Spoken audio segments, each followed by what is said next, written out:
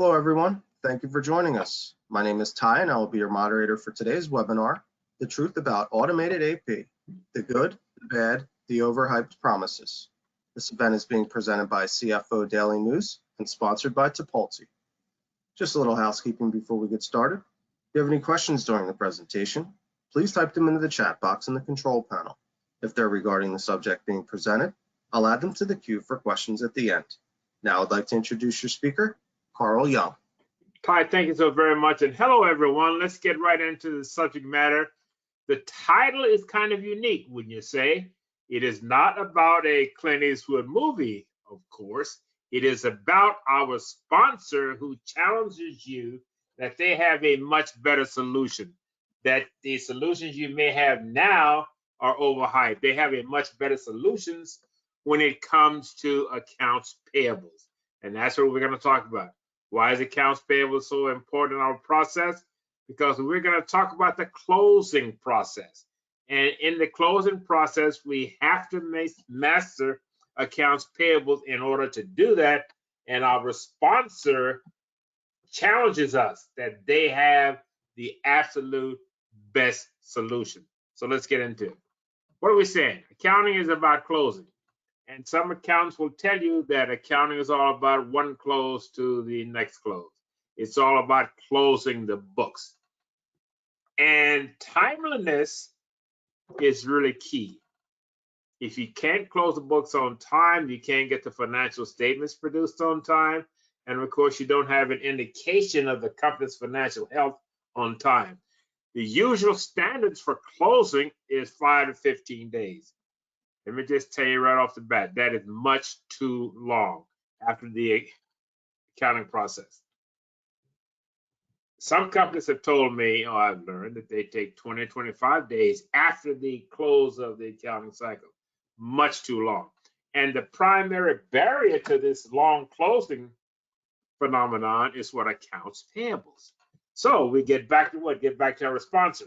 Our sponsor said they have a very good solution for you in accounts payables that will help you to close your books in a much more timely fashion. So accounts payables is key. Why? Because up to 80% of all of our transactions needed to close the books go through accounts payables. And our accounts payable process is what?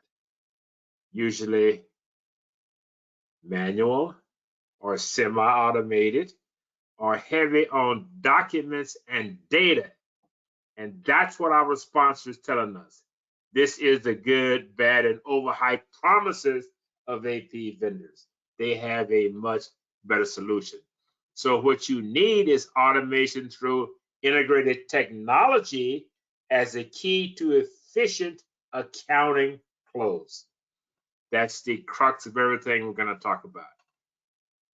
And our one major webinar goal is to have you to reduce your close time by at least 25%. Matter of fact, I'm going to do one better. I'm going to set up an ideal goal to close the books in 3 days. Yes, it can be done if we convert to a transaction-based system as opposed to a cycle and process-based system. Yes, we're going to talk about that 3-day phenomenon, and we can do it. And we would challenge you using the platform as indicated available through our sponsor in order to make that happen.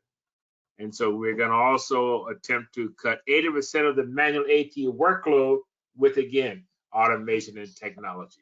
None of this stuff can be done without automation and technology. And so that's what we need. And our sponsors provide us the solution. It requires a best-in-class partner experience with the technology tools and platform to achieve these goals. Once again, we have that available for you through our sponsor. So what are some of the closing challenges in closing the books? What happens? Well, first of all, it takes too much time. Why? Because we have inefficient accounts payables processing. If we say 80% of all transactions go through accounts payables, if accounts payables is inefficient, then the closing process will be inefficient. Since most all the items and actions included in the close process goes through accounts payables, so goes accounts payables, the good, bad, and the overhyped, so goes the closing process. And we're saying that that closing should be the maximum of 3 to 5 days. And I'm going to go to the low end of the scale and say, let's get it done in 3 days. One of the problems we have with closing is that we attempt to be 100% accurate. That's impossible in accounting. Accounting is an art, and we're talking about accrual-based accounting, capturing transactions as they occur. We can't be 100% accurate, but if we are accurate enough to present the proper financial picture, then that's going to be okay. And there are some ways we can get up to 95, 98% accuracy, and then also 5% additional by doing some creative things. And I'll go over those as we go through the process. The next issue is that we have too many dependent variables that are processed independently. All of these things out there, and I'll show you a picture of that because I want you to see the picture of what we're talking about. If we can see it, we can achieve it. I want you to see the picture of what we do now from an independent standpoint, from a process and from a cycle standpoint, and how we can change that to a transaction based, and we can see if we can see a picture of it, then we'll have a better understanding of how we can get to this 3-day closing. Too many things are done, too many dependent variables. Inventory is done independently, I should say, but we depend on that for the close process. Billing, all of these other things, we depend on them for the close process, yet they're off into a separate system and being done independently. We have to interconnect these systems to one giant database, one giant general ledger based on the transactions so that we can data mine and present these transactions in the way that we need to. We have no game plan. No game plan of things that are central control. Now, COVID-19 has taught us some lessons, hasn't it? We've all been working in a very displaced kind of environment. So we need a game plan to bring all of these elements together into one centrally controlled process in order to effectuate a efficient change. And once again, good, bad, and overhyped, we have not enough automation and technology. So guess what? That's what we're going to talk about. We're going to talk about the accounts payable, the good, bad, and the overhyped, thinking that that's maybe what you have now, and there are some better solutions down the line. We're going to talk about the closing requirements and plan. And we're going to talk about connecting accounts payables and accounts receivables transactions, not processes, not cycles, not systems, but transactions. And then we're going to get at closing the books in 3 days. And we're going to talk about, in order to make this happen effectively, we're going to talk about a close coordinator and clearinghouse. And then we're going to look at some of the closing issues. What are they, and what are we challenged, and what issues we run into with making those things happen, and how we can do workarounds to get around some of the issues that we might face in closing. And then we're going to talk about how do we put all of this together with technology, with a good technology platform that we introduce to you from our sponsor that has the solution, the complete solution for you. So here's the first picture I'm trying to get you to understand. This is the existing kind of picture. Accounts payables. Everything impacts accounts payables. All 80% of the transaction goes through accounts payable, but we all have these separate systems, these separate processes. And although they impact accounts payable and may go through accounts payable, they're all processed and done independent of each other, although we depend upon them in order to do our close process in a very effective manner. So accounts payable, that cash management, that's all separate. Order processing, purchasing, all of these are separate systems. yet they involve accounts payables, and they must go through accounts payables because 80% of everything we do goes through accounts payables. So we have this silo effect, don't we? We got accounts payables that we process in cycles and processes, and a whole lot of documents and data. Same thing with what? Accounts receivables. Lots of cycles. Everything is on a cycle to certain customers. This cycle, certain other customers. This cycle. Same thing with accounts payables. We pay certain vendors this cycle, certain other vendors this cycle. And it's all document and data driven. Now, when we get through doing this independent of each other, accounts payables and accounts receivables, then we have to do what? We have to reconcile and bring all of this together into a general ledger so that we can do what? Close the books and prepare our financial statements. So we're at odds with each other, silo one, silo two, and yet we then, after the fact, have to bring all of these together in an interconnected manner. And so the challenge is, why don't we do this in real time based upon certain transactions? This separate process where we interface to the general ledger, we reconcile transactions going to the general ledger, and then we publish the financial statements. We need to do better, or we can do better than that if we have this right technology, right platform, and we view this thing as a way of being transaction based as opposed to being cycle and process based, as opposed to doing one at one time, one at another time, and then reconciling and bringing these three together, or these two together. Why not do it all in a real-time basis? So how can we do that? Here's some steps to automating accounts payables to transaction versus process based. That's the key. I want you to keep that in mind. We're talking about going to a transaction based system where every transaction is of itself a separate item within the database.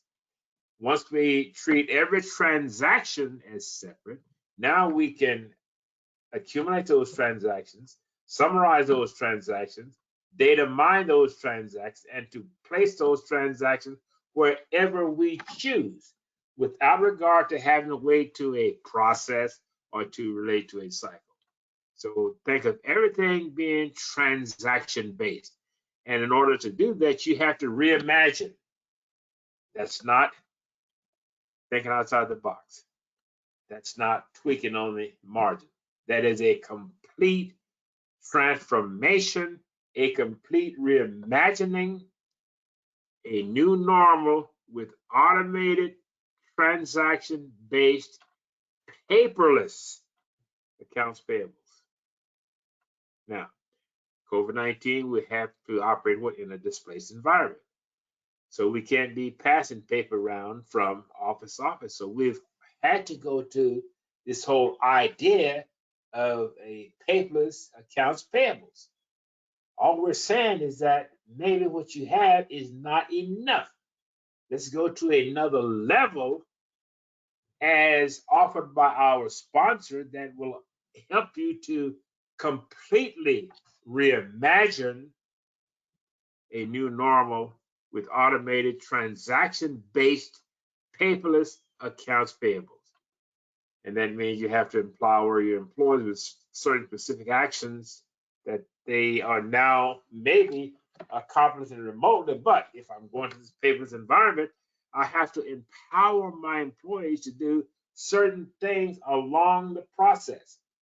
There's no paper, so someone has to do something as if it were a paper trail. All we have now is a transaction trail. And number three, most important, I have to employ technology in a transaction-based paperless environment to connect all of the subsystems in real time. Remember the picture I just showed you with those systems, accounts payables, surrounding accounts payables? They're independent systems. I have to somehow connect all of those within an overall accounts payable system, connect all of the transactions, and this is the picture I want you to see, connect all of these transactions within the accounts payable system in real time. So I can take that one transaction, wherever it is, wherever it comes from, and do something with it in real time. And that allows me to establish real-time processes, activities, and actions. Not processes and cycles after the fact, but in real time. What do I need in real time? What do I need to see in real time? What are my cash requirements in real time? What are my expected vendor payments in real time? What's my ending inventory in real time, because I'm summarizing transactions? What's my general ledger look like? What my statements look like in real time? And then, of course, if I'm going to do all of this from a transaction base, I have to make certain I have the right files and records and integrity with defined points of authorization, approval, review, and validation. All I'm saying is that what we do with paper, we now have to do with a technologically based, transaction-based platform. If I look at the required pieces to a closing puzzle, and we see it is a puzzle because there are so many pieces that have to come together to effectuate a efficient closing. What do I have to do?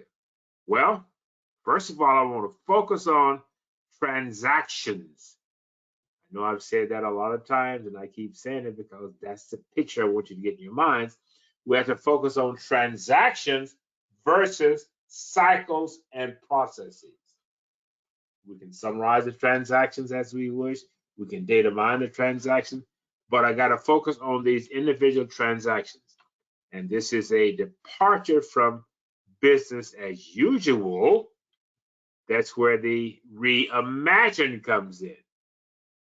And I got to take accounting technology platform tools of the type, the complete tools, the most comprehensive tools of the type offered by our sponsor in order to make all of this happen. I'm going to need advanced data transmission tools. If I'm going to be doing this stuff paperless, I got to be able to transmit those data and have advanced tools in order to make that happen.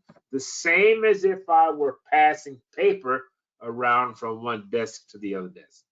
I got to have electronic approvals. You can prove anything electronically the same way someone signs a paper. You can set up certain approval levels. This person can approve this person can approve that, and they're doing it electronically as opposed to on a piece of paper. And in order to do that, you have to do what? Empower your employees to make these things happen. If you look at the whole continuum of activities involved in accounts payables, there's nothing that can't be done electronically that we do now with paper. We just have to set it up, got to have these advanced tools, and we have to empower our employees. And it also takes what? Communication and coordination. In order to do that, we'll all be singing from the same sheet of music. We have to coordinate with each other. Now, COVID-19, we're operating in different states, different cities, perhaps. Communication and coordination is very, very key. As opposed to I can't get up and walk to someone's desk next door, next cubicle, and get something done. I may have to do something with somebody who's in a completely different city or sometimes a completely different state. And that requires commitment by all. And what it boils down to is what I call the accounting closing plan. That's where we're headed. You see, Carl, tell me, what is an accounting closing plan? I'm glad you asked the question because now I'm going to tell you all about the accounting closing plan. What I want you to do is to do what? We're going to develop a detailed closing game plan. Use a football analogy since it's football season. We're going to develop a detailed game plan. Coaches develop what game plans for their opponents. So we're going to develop a detailed game plan. And in that game plan, we're going to include all relevant activities and the timeliness that we have to have those activities either done or closed or into the system. All of that has to be part of the game plan. And then we validate each activity required.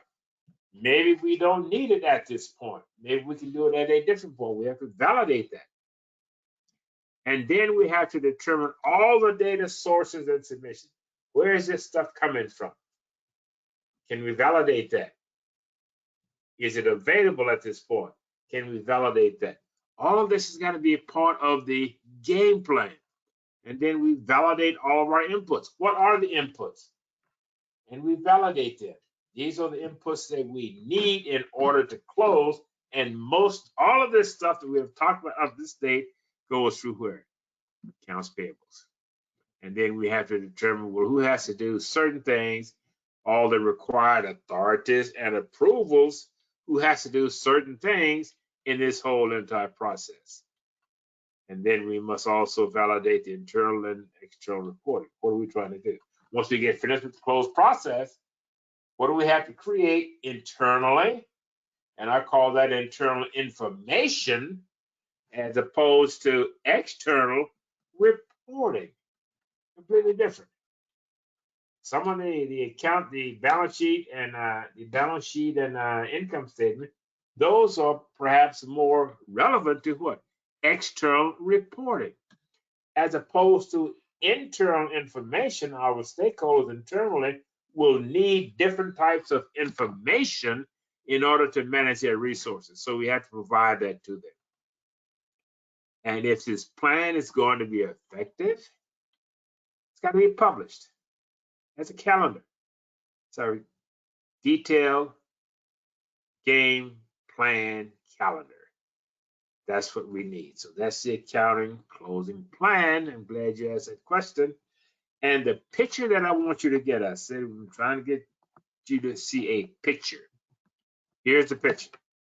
I want you to see this picture of our general ledger as a data repository. And it is connected completely in a digital transaction environment to accounts payables transactions and accounts receivables transactions. Didn't say systems, didn't say programs, cycles, or processes. I said all of these are transactions. And I must use technology to transition to this digital transaction environment where the general ledger as a data repository is completely connected to all of the accounts payables transactions and the accounts receivables transactions. Here's what we're trying to connect. We've got accounts payables there. We've got purchasing, payments, inventory, accruals, expenses, orders. All of these have some impact on accounts payables. So I'm going to, if I can convert all of these from separate systems and separate cycles and processes, then I can do what? I can connect the transactions in accounts payables to the general ledger. That's our building block. So how to do that? Transform AP from process cycle to transaction. All we're saying is that we need to convert to transaction-based payments. I don't want to pay certain vendors at certain cycles or certain weeks. I want to pay them based upon the transactions. I can accumulate the transaction and pay based upon the transaction, and I can prepare these payments based on the term. But what am I preparing? I'm preparing certain transactions, not certain vendors in a certain cycle, not certain vendors by a certain check date. I'm doing this based upon the transactions. And I can remit these to the vendors based upon the required date based on the transactions. And I can establish these transactions, summarize these transactions, accumulate these transactions and pay them in electronic payments. No more checks. Everything is electronic funds transfer, EFT. And then I can create electronic cash interface. Should also say I can take these transactions and they will end up where? In the database, the general ledger database repository, because that's where all of my transactions will reside. But on this panel, I'm saying let's convert from cycles. Let's go to each and every one of our transactions. So, well, that's easy to say. Well, you ever notice in coding documents, you got these 10 digits that might be a accounting coding for a document. Each one of those digits will represent something. So I'm doing this stuff electronically. So if I can build my code to show that I want to capture this as a separate transaction, that's all we're saying. And we can do that very, very easily electronically if we have the right accounts payables platform in order to make all of this stuff happen. So what does that look like? What does a transaction-based accounts payable look like? How do we get that done? Reimagine a new normal with automated paperless transaction-based accounts payable. Reimagine. Tear the system up, rebuild it. Reimagine. Don't tweak it. Don't think outside the box. Completely reimagine. How can I deal with all of my accounts payables transactions as separate transactions? That's how you reimagine. And you now have to empower your employees with specific actions and responsibilities. Why? Because you're going to be doing all this stuff electronically. So if you empower them to sign certain things, to authorize certain things, to count certain things with paper, you can do the same exact thing with electronic or with an electronic platform. Employ technology in a transaction-based paperless environment to connect accounts payables to all subsystems in real time. This sounds like an advertisement for the sponsor of our program, and in fact, it is, because they have the solution that will allow you to do that. Technology to do that, transaction-based paperless environment, where you can connect all of these subsystems in real time. They're out there. We're doing them independently, but I need you to connect them in real time based upon the transactions. And so then we can establish from that real-time processes, activities, and actions based upon transactions. And of course, we have to file and record these transactions as needed or necessary based upon the authorization, approval, review, and validation. But this third window says it all. Technology in a transaction-based payments environment to connect all the accounts payables to systems in real time. What about accounts receivable? Same thing. You got accounts receivable. You got all these other systems that are done independently, that are separate, but they have some impact on accounts receivables. There is no interconnection. There is no direct connection to these things, to accounts receivables, although they have some impact on accounts receivables. And accounts receivables has an impact on what? On closing. So if I can somehow connect these systems together within accounts receivables based on the transaction, then get accounts receivables. We say we want to connect accounts receivables to our general ledger database, then we may have something going for us.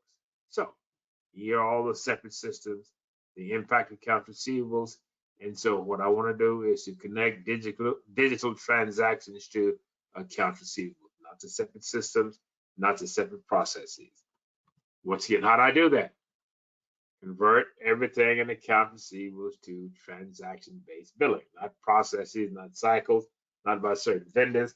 If I have these transactions in the system, and I can know that this is a billable transaction based upon fulfillment, then I can summarize those and bill my customers. And I can also do what? Recognize revenue based upon these fulfilled transactions. So I can bill my customers based upon these fulfilled transactions, and at the same time, recognize revenue within the system. And so if I have all these transactions within the system that say, here, this is revenue, all I got to do is go in and data mine and extract those transactions, and boom, that becomes my revenue. And I can bill my customers based on these fulfilled transactions. Electronic payments, we don't want any more checks coming in, electronic payments. And I can, if I'm getting electronic payments on a transaction basis, guess what else I can do? I can create an electronic interface for cash management. Accounts payables, I know when it's going out based on transactions. I know when it's coming in, accounts receivable, so I can manage my cash better in real time because I'm focusing on transactions from both my accounts payable system and my accounts receivable system. So, how do we do that? Same thing. Hasn't changed. Only thing that's changed, now we're talking accounts receivable as opposed to accounts payable. Reimagine a new normal with automated, paperless, transaction-based accounts receivable. Reimagine, there's that word again. And if I'm going to do that, I have to do what empower my employees to take specific action. The same actions that they take by signing papers or passing paper around, they can do that within a technologically enhanced platform. There's that third window again. Same thing. Technology, employ technology in a transaction-based, paperless environment to connect, there's the operative word, accounts receivables to all subsystems in real time. And that will allow me to establish real-time processes, activities, and actions based upon what? Based upon transactions, not based upon customers, not based upon vendors, but based upon transactions. And of course, I have to maintain file integrity and all these other things related to the transactions within the accounts receivables. Ta-da! Here's the picture that I've been trying to get to. Here's the one I want you to see, I want you to imagine. Notice in the center we have the general ledger data repository. That's where everything resides. And from this repository, we can do what? We can extract our balance sheet, our income statement, cash flow statement, as well as provide, and those you might call your external statements, as well as provide internal information customized to our very specific stakeholder. So if I can get everything into this kind of picture, here's my general ledger data repository. Look what I have. I got my accounts payables transactions. I have my accounts receivables transactions. I have my revenue and cash transactions. I have my accrual transactions.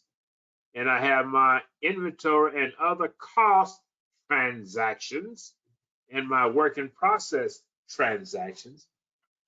That about says it all, doesn't it? If I get all those transactions into my general ledger data repository, now I can close my books, I can do billing, I can do statements, I can do everything that I want to because everything is resident in the general ledger data repository. Identify each specific transaction. This transaction, for example, indicates a debit to account 101 and a credit to account 102 type thing. It's all there. All I got to do is get it into that repository, and now I can data mine it into anything that I really wish. So if I do that, what are the objectives and the efficiencies? Well, I've converted from cycles and processes, done away with them. And I've transformed to transaction-based. And I've done what?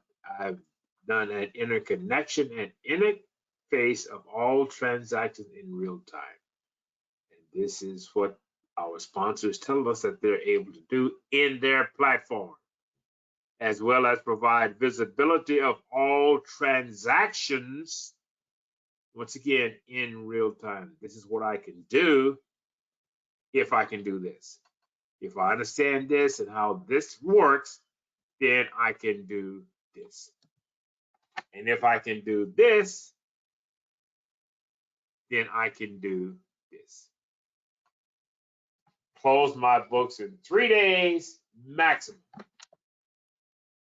How do I do that? Well, if I have all of my transactions in the general ledger repository on day 1, all I got to do is do an automatic update to the database repository from where? Accounts receivables and accounts payables, because that's where all the transactions reside, as well as from all other sources, from accruals, from work in process, etc., etc. I can automatically update the general ledger if it hasn't already been updated in real time. This is my final update on day 1.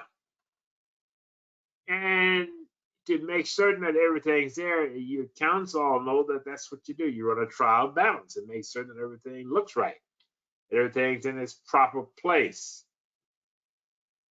So day 2, once you run the trial, you get all of the update to the repository, get the trial balance run, and then on day 2, you make your adjustments in closing entries.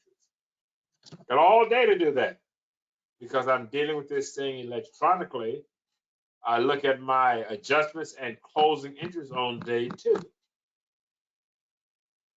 And I put those through the system.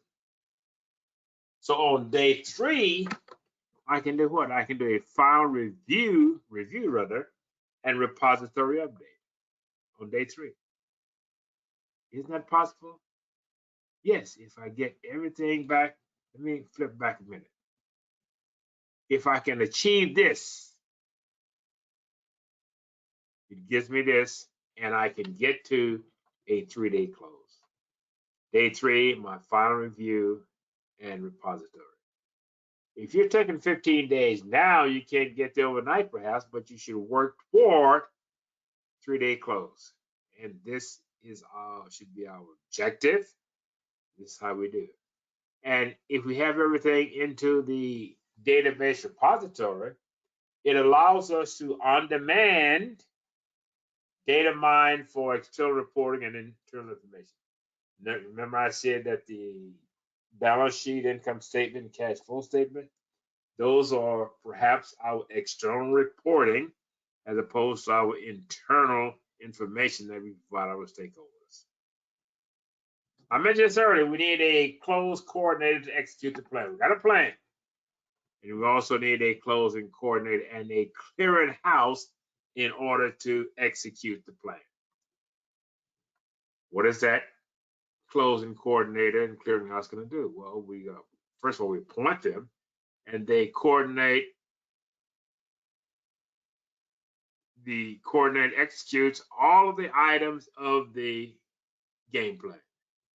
They manage all phases of the process. It monitors and serves as a clearinghouse to all actions and events. They make certain we're complying with all of the closing process, include status and appropriate approvals. They retain the documents, storage and retention. And most importantly, they do what? Resolve all the issues. That's our closing coordinator. That's the person that's executes our game plan. Okay. Now, I say we have to, if we're going to close the books, you got to automate to activate. Sounds catchy, but that's what I mean. Meaning what? We have to rely on technology. Can't do this manually. You got to rely on technology. You have to empower your employees to do certain things electronically that they would ordinarily do in a paper environment. And we have got to take a look and see what are we doing. And right now in COVID-19, we may all be in displaced environments. And we got to say, what do we do at home compared to what we did in-house? We got to make certain we're doing the same exact things. And what else? Got automated accounts payables, and all related functions are key. Accounts payables has 80% of our transactions going through it. So we got to automate all of that stuff and look at it from a transaction basis in a paperless environment. And that says we have to transition to transactions and consider this new normal. No more going back to where we were before. Everything is now transaction based in an interconnected accounts payables, accounts receivables, and general ledger repository. Let's take a look at some of the analysis of the closing process.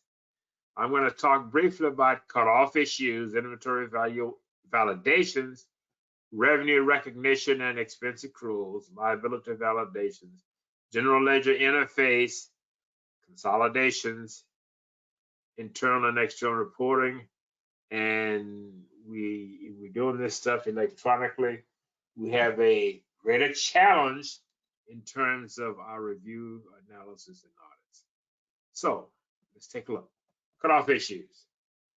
What are the key items?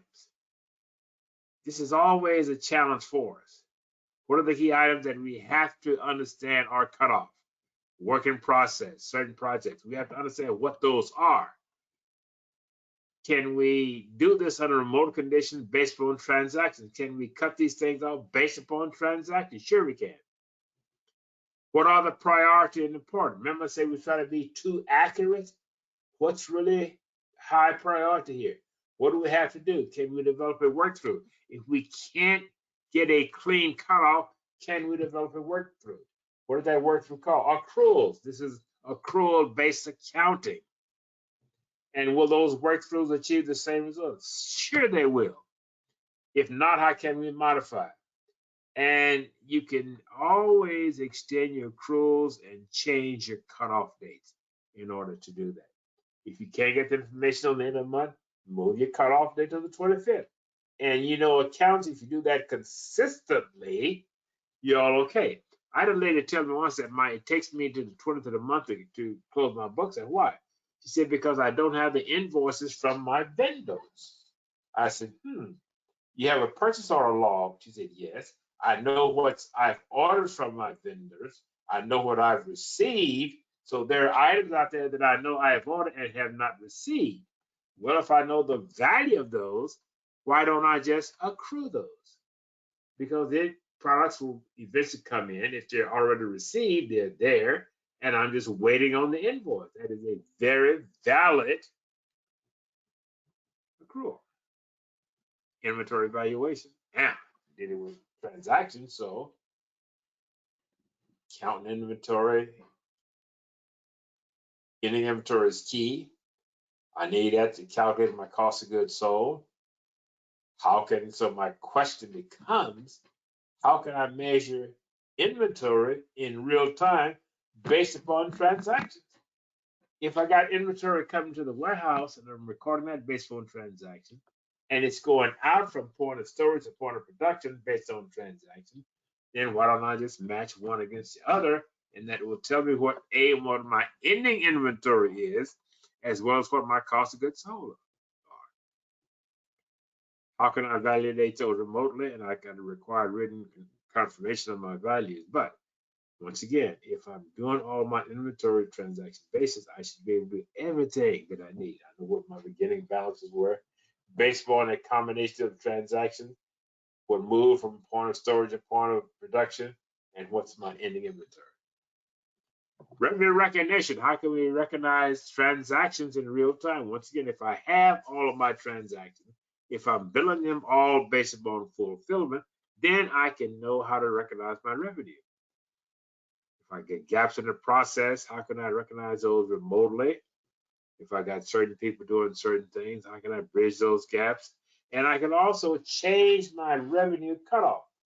But I'm telling you, if I'm recording all this stuff based on transactions, I don't have to do this because I can handle all this stuff on a transaction by transaction basis. And I can also do what? Extend revenue accrual. If I have all these transactions out there that say this has been fulfilled, this has been fulfilled, I can calculate from the transaction the work in process, then I can use those transactions or combine those transactions into revenue recognition. And I require a signed verification of that. And the reason I've always gotten not understood folks on accruals because you're going to set those things up to automatically reverse first of next month and then replace that by the actual amounts. What about expense accruals? Same thing. What's critical? What are the critical expenses to accrue? And you need monthly accruals. What I used to always do is to have a complete documentation. Very close coordinator comes in. These are the items that I have to accrue. And I've always used what I call a cushion accrual. I have certain items that I know I may have to accrue. I have certain items floating out there that I'm not sure about, not aware of, that may or may not be existing. And that's going to be a case when we have displaced persons. Then I just put in a cushion accrual, identified as such. A cushion accrual to cover those known unknowns.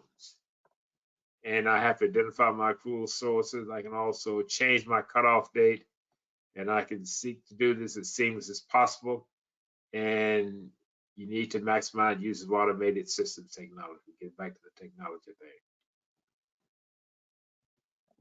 Liability validations, kind of the same thing. You look at all your short-term cash requirements, but it's going to be easier to do this if I'm dealing with transactions. I can determine the gaps in requirements and availability based on transactions. What are my gaps in my liabilities and my cash requirements? I can set priorities on gaps and transitions, ensure real-time coordination with cash transactions. That's the real key here. I'm trying to make certain that everything validates itself with cash transactions and cash management. And I can obtain the approval. Notice we say got to empower employees, do the same thing electronically as we could do with paper. Okay, here's the big rub. Remember that picture where we got the general ledger, database and repository? All of these transactions will feed into that repository. So I can data mine those transactions on a transaction basis in order to create my external financial reporting and my internal financial information. So what I do, I create a seamless transition interface of all transactions to the general ledger. Every transaction has to get to the general ledger. So one of the keys in the coding of that transaction will indicate what account to debit and what account to credit within the general ledger.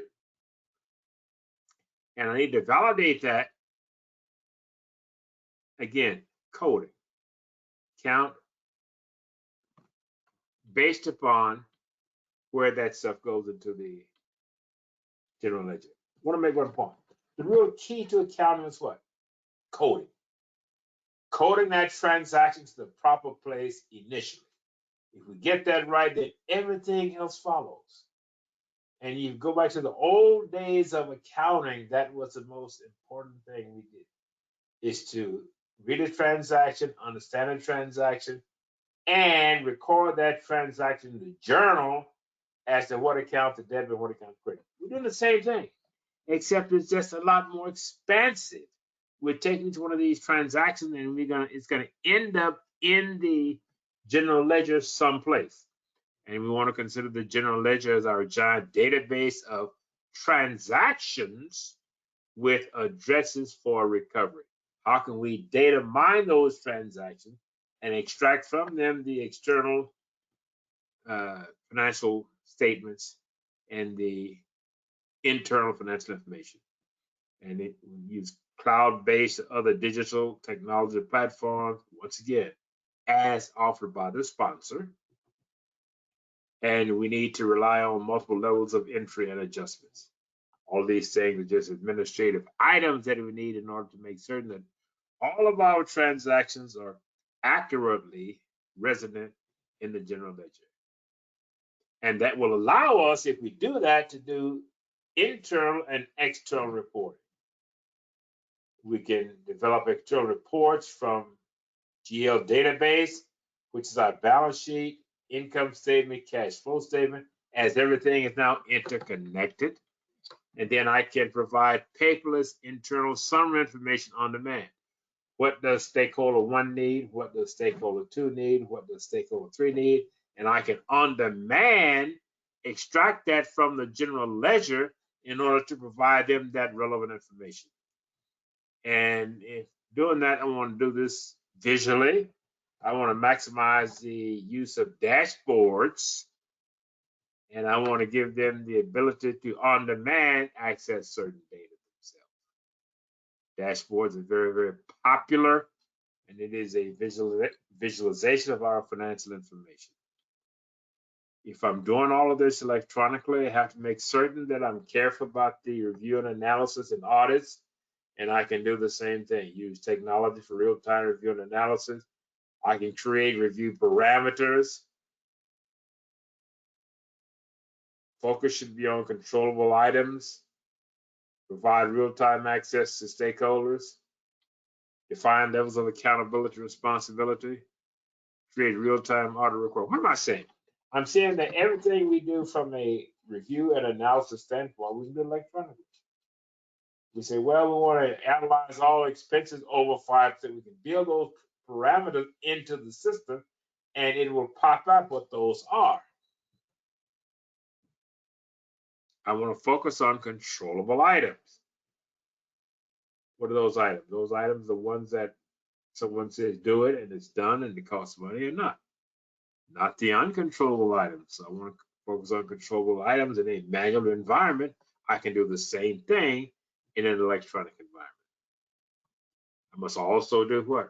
Reporting and audit prep. The same thing. I can create those parameters from my database of transactions. What transaction do I want to see? I can data mine and extract those transactions. I can respond to internal auditors and stakeholders. I can provide customized internal review of my transaction because I'm dealing with each and every transaction as a separate entity. And if I need to provide data to comply with SOX, I can extract the transaction that will allow me to do that. And that's what we have been talking about, folks. And hopefully it has meant something to you. And what we have done, we have said, as a way of a summary, we said accounts payables are good, bad, and overhyped. That's what you may have. And what we're suggesting you do is to take a look at what our sponsor offers, and which will allow you to move away from the good, bad, and overhyped into something much more comprehensive, which will allow you to connect your accounts payables and your receivables transactions all into one giant general ledger database. And we've suggested that you look at your closing requirements as a plan. And the goal is to do what? Close the books in 3 days. And you can do this if you have a close coordinator and clearinghouse. And we've talked about the analysis of certain closing issues. And we've talked about how you put all this together with technology. And the key little word is to automate, to activate an efficient close. If you automate your accounts payables, automate your accounts receivables, and primarily your accounts payables, because that's where 80% of these transactions come from. You can automate those connectively and then that will allow you to do an efficient closing. And I want you to think seriously about closing your books in a maximum of 3 days. Ty, that concludes my presentation. If you can come back on and close us out, please. Thank you, Carl. In order to remain on schedule, we will respond to the questions that came in by chat via email in a timely manner. So with that, on behalf of CFO Daily News, I'd like to thank everyone for attending. This concludes our program. Thank you, folks.